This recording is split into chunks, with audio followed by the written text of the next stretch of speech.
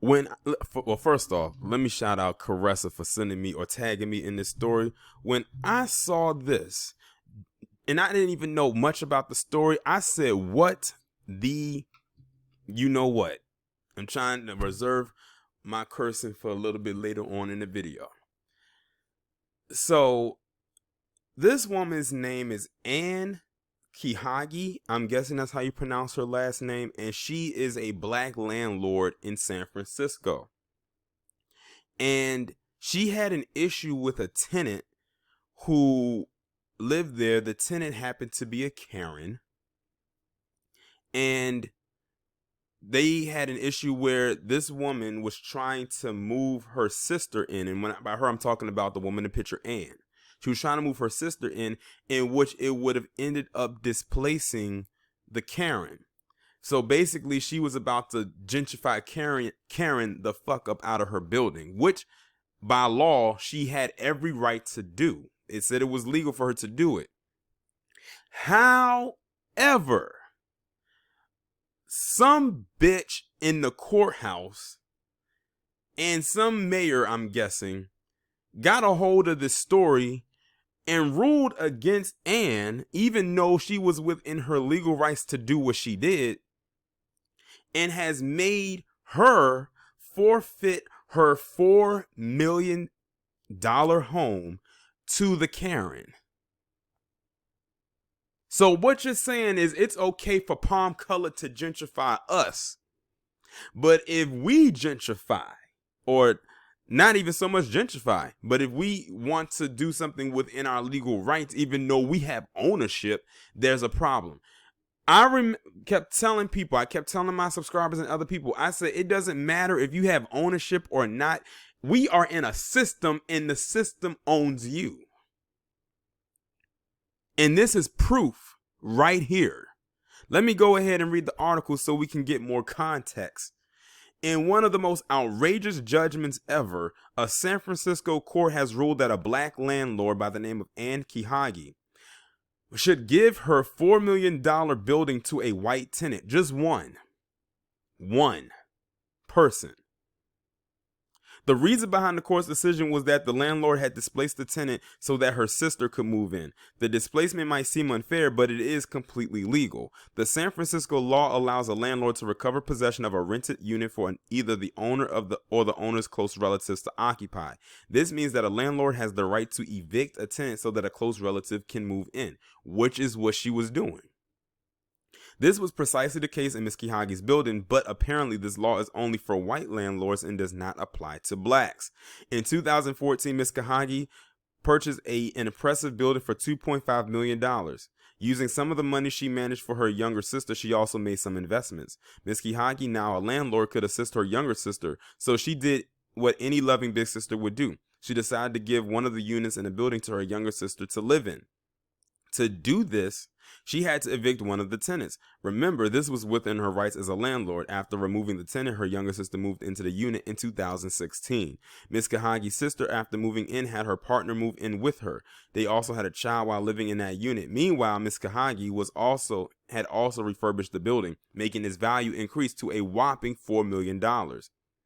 This was the status of things until the city attorney connived with the tenants to bring malicious cases against Ms. Kahagi. They teamed up with a group of attorneys to take her down. It's important to note that the city attorney, Dennis Herrera, had in 2015 threatened to drive Ms. Kahagi out of the city, and seeing an opportunity, he grabbed it with both hands. Therefore, despite all of the evidence that Ms. Kahagi's younger sister had been living in the building, the city attorneys claimed that she had never moved in. They managed to convince a white jury that the notice of eviction was a sham notice. As a result of these claims and accusations, the San Francisco court ruled that Ms. Kahagi should give the entire 5-unit building to the evicted white tenant. Isn't it ludicrous?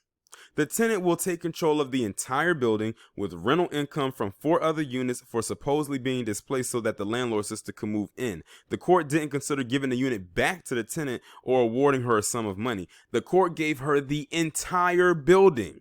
And so even though Ms. Kahagi could buy the tenant a condo for $800,000, the court decided to give the tenant the entire $4 million building. This same court ruled that Miss Kahange's younger sister never moved into the building, also ordered that she'd been evicted from that same building. How contradictory are these rulings? And how can the court be allowed to get away with such a blatant display of injustice? The case is currently on appeal, as it should be, but why have the people who knew about this case kept their heads down? Why has nobody spoken up? Should the law be used as a means of abuse, a tool for the city attorney to carry out his grievances against Miss Kahange? Does the law not apply to a hardworking black immigrant family? Where is the justice for this strong black woman? She is in every respect as American as her white counterparts. Should she not be allowed the same privilege? When I first heard about this, I said, wow. So they literally ganged up on her to get her removed, even as so far as to say that her sister never even moved in. And instead of them giving the tenant some kind of a, I guess, restitution, like some kind of a settlement in the forms of money, they gave her the whole building. A building that this woman worked hard for and increased in value. They said she bought it for $2.5 million and brought its value up to almost double than what she purchased it for. And now all of that's going to go away to some goddamn Karen, because they felt that she was wronged, even though this woman acted well within her rights to do what she did. See, this is y'all. This is what you call systemic racism. It's a system thing. Not a personal thing, but a system thing. This woman has ownership of this building. It is hers. As far as we know, it may not be in her possession now, but they literally gave this white woman all of this black woman's hard work for years that she did upkeep on.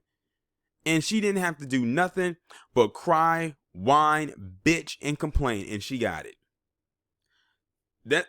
And I have to point this out again to those black feminists and those little divest community and everything like that. Keep thinking these palm colored women are your friends.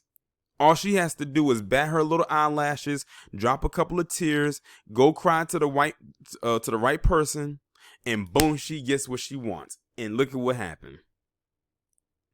That is so fucked up. I'm like legit pissed. Like, cause like you worked hard for this, and it gets snatched from you because someone got upset for a law that's already on the books. Like I said, she was already within her legal rights to do what she did. They do it to black people all the time. That displacement, that's nothing more than gentrification. And most of the times what they're doing is illegal. But because they have the system in their hands, they do what the fuck they want to do. All the time. And we're not supposed to be mad or complain about it.